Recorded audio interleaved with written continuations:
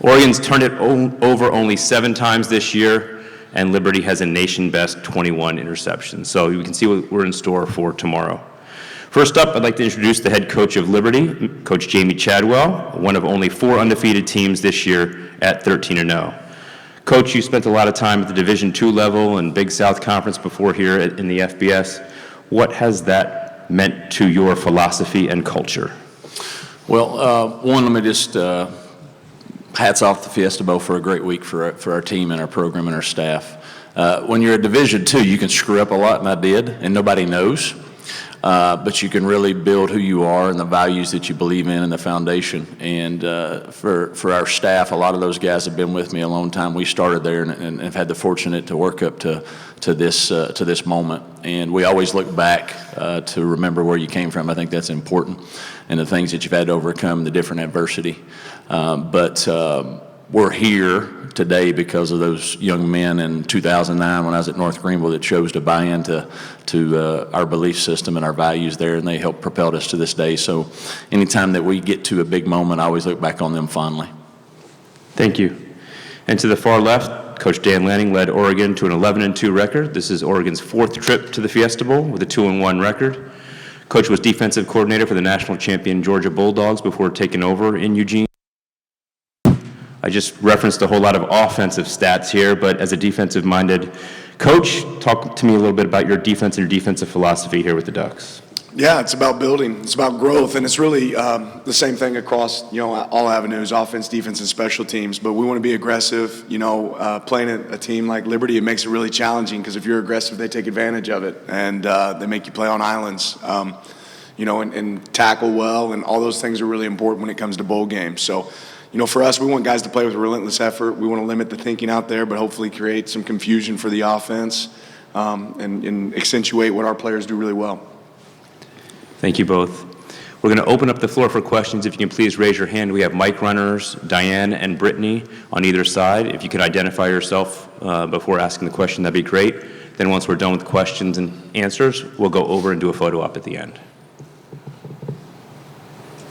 Let's go in the way back. We always start in front, so let's go on the back camera platform today and start in back.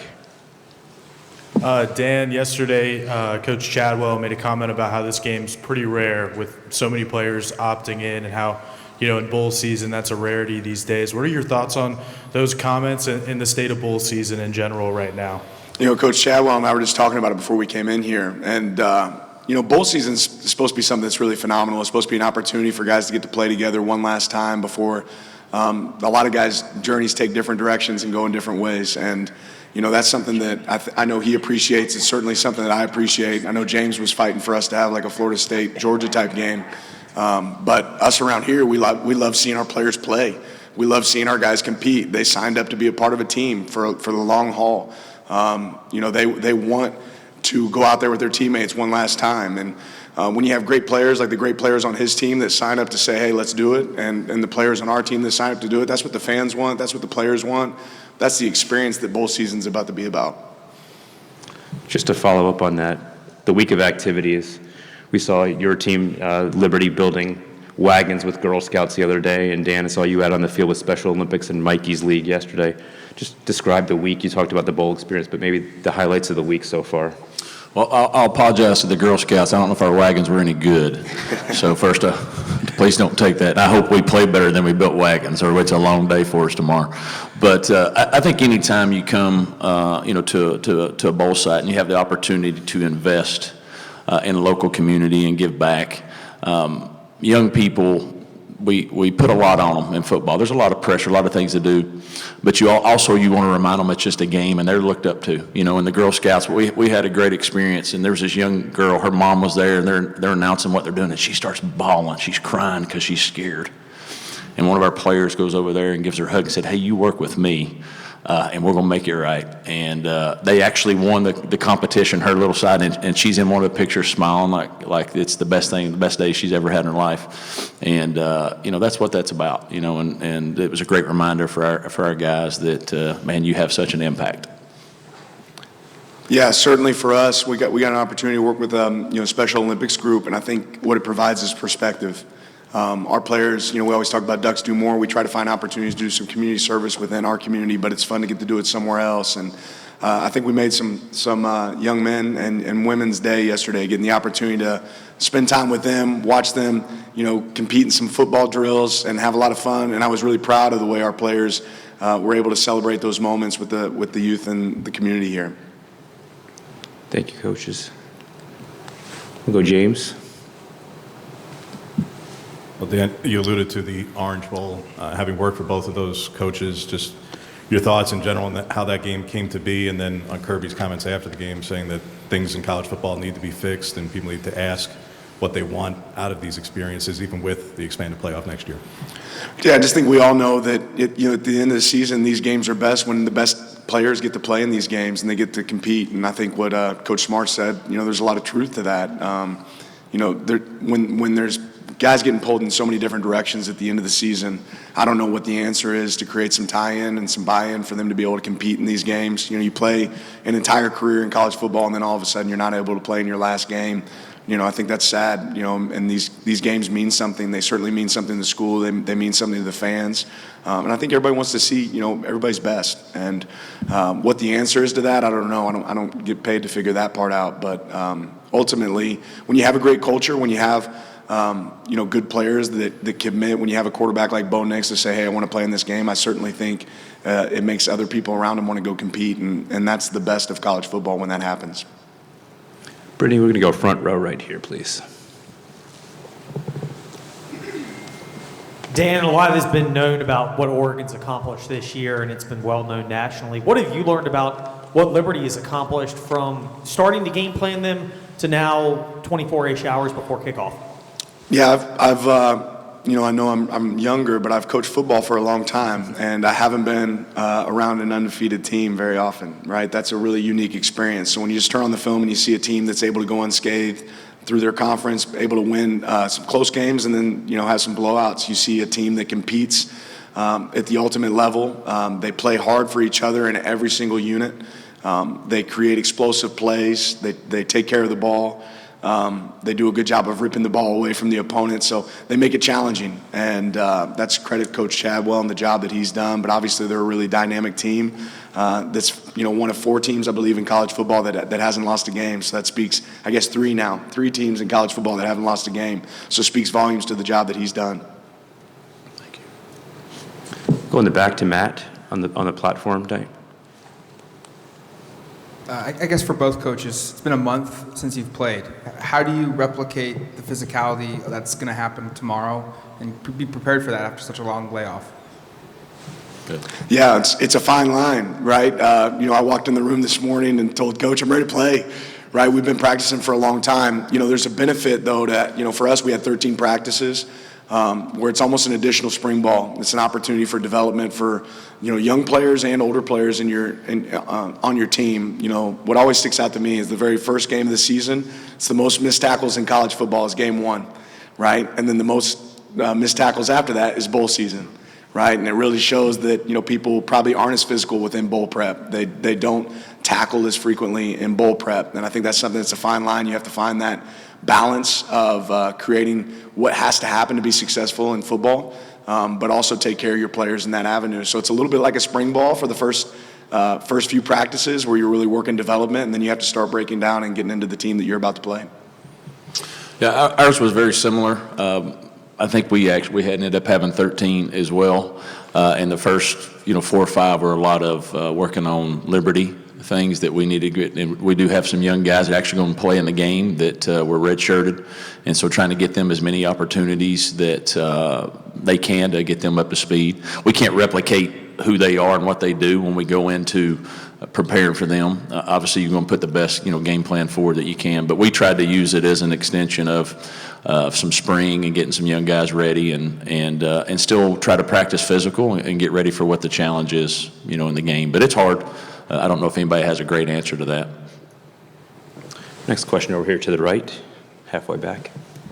Coach Chadwell, you mentioned how special it is to reach a New Year's Six game with the coaching staff that you've been with for so long. How much does it help from a game prep and a game planning standpoint when, you've worked with these guys from the very beginning? Well, it helps a lot. I try to stay out of the way, to be honest with you, because I mess it up half the time. You know, I mean, when you have work together and you have continuity and consistency, it's not like you go in and, hey, what do you think about this? We all have, similar ideas of how we want to, whether that's offense or defensive attack, and do different things. And so it helps us, stay focused on what we know or what we believe can work. And it helps with our communication, and I think when you've been around each other that long and you know what each other likes, it makes it, I don't say it's easy to game plan for anybody, especially our guys to the left, but you know what your expectations are and how you want to try to play your best. Go here to the left. Steve Helwick, SB Nation. Coach Lanning, it seemed like the difference between last year's squad and this year's squad, which made the New Year's Six, was defensive improvement. How would you just dissect the growth of this unit and how they've made that leap this year?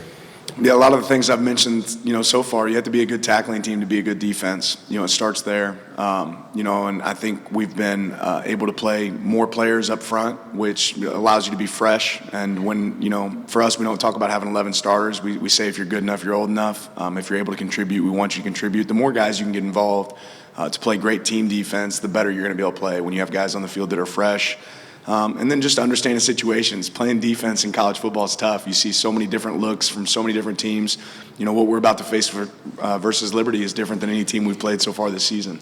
So being able to prepare for multiple teams, that takes smart players. It takes great communicators.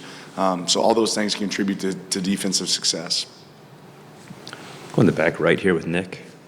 Coach, have you thought much about what your last message to your guys is going to be tomorrow? If it's do you have a speech prepared?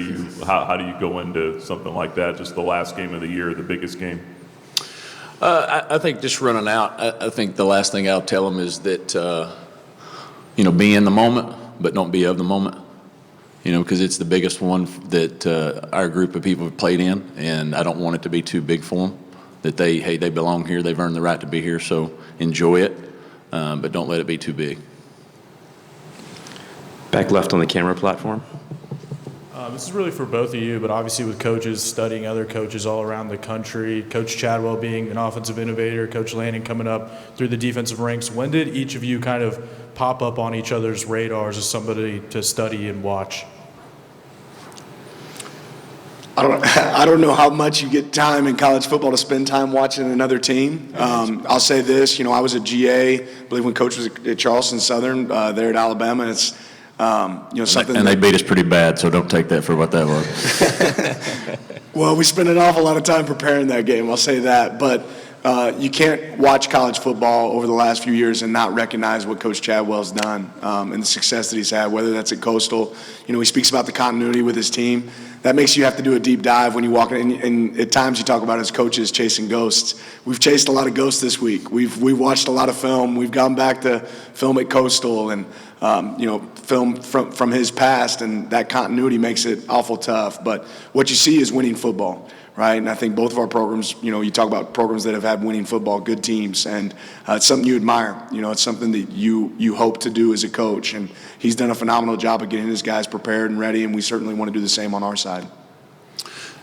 And I would echo, I always look back where somebody's came from, and obviously I tried to forget that Alabama game because it was over as soon as the ball kicked off. But guys that do well, I love watching teams that play hard, and they seem to play for each other. And he's obviously got that where he's at, and he's been around great people that make that happen, Coach Saban, Coach Smart.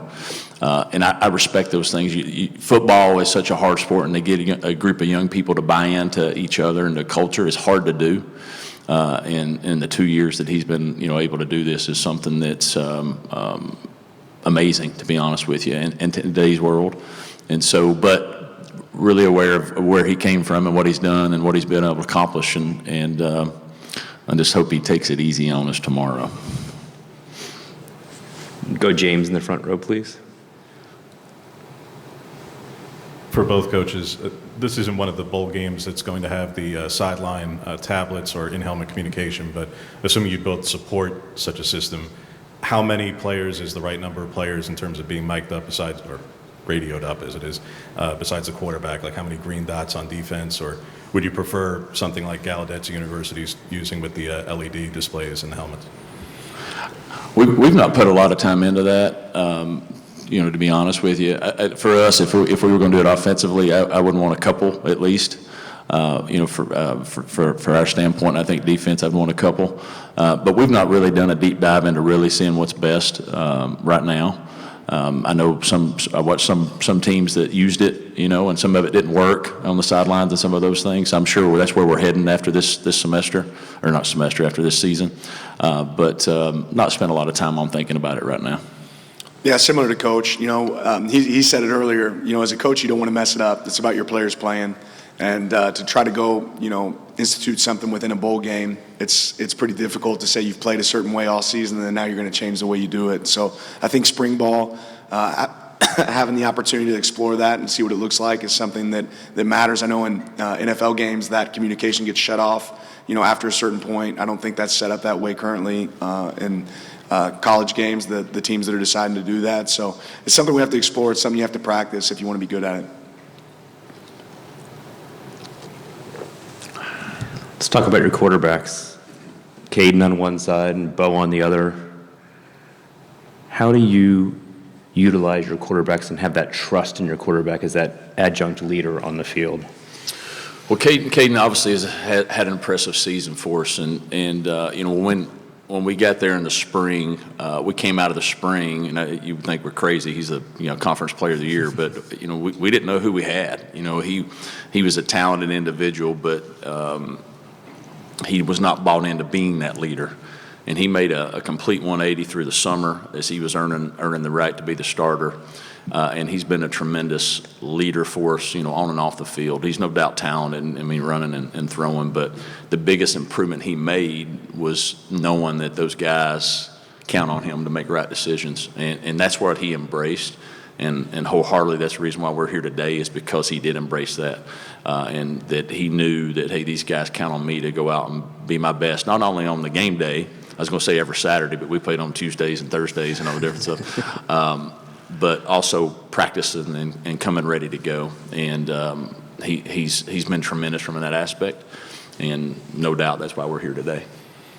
Yeah, something I really value in coaches is the ability to adapt and change your personnel. As a former high school coach, that's something that sticks out to me, is you got to be able to take what your guys do really well and accentuate that on the football field. And obviously we have a tremendous player in Bo Nix, who we've been able to really play into his strengths, but he's also taken the things that he knew he wanted to get better at and improve. And it's about finding that balance of letting a guy play free within the system, but be a great decision maker as it happens. And obviously that's happened with Caden. Not only has he done a good job in the passing game, but he's a 1,000-yard rusher. That's a unique challenge, that presents. And I think Bo's the same thing. He's been able to find ways to do it with his legs and his arm. He's been a great decision maker for us. He does a lot of communication on the field that I think is really evident, getting us in the right play. And then obviously the way he leads off the field, the kind of person he is. We'll do a last sweep for questions, and if not, we'll adjourn over to the trophy and take some photos and videos.